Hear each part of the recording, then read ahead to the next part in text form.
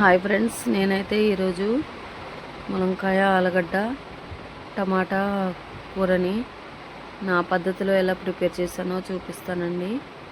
మీకు ఎవరికన్నా కనుక రాకపోతే చూసి ప్రయత్నించండి ఫ్రెండ్స్.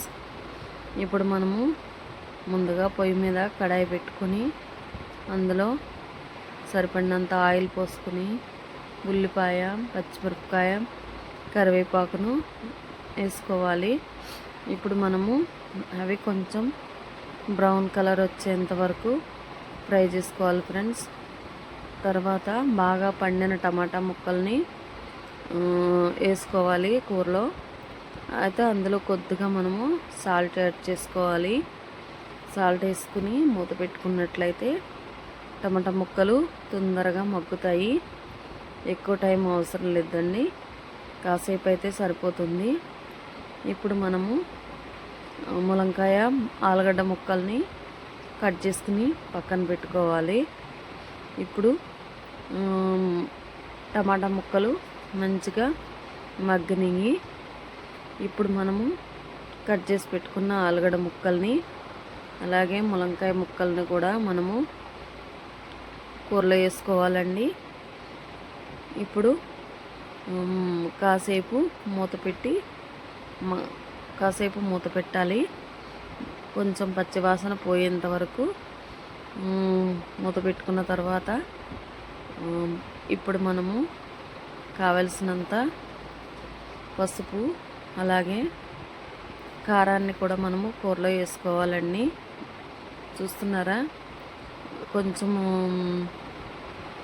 మగ్గని కదా. ఇప్పుడే మనము పసుపు కారాన్ని కూడా వేసుకోవాలి.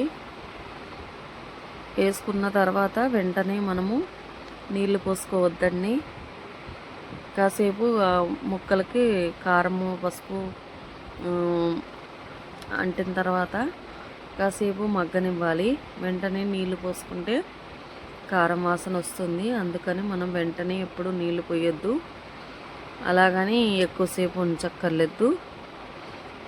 కాసేపు ఉంచి తర్వాత మనం కావలసిన నీళ్ళు చేర్చుకోవాలి.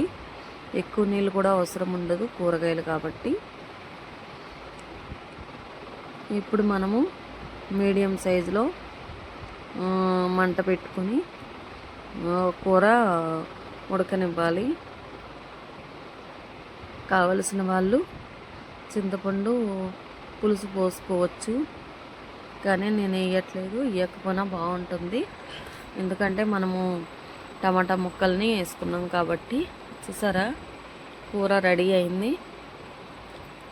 ఇది చపాతీకి కానీ అన్నానికి కానీ బాగుంటుందండి.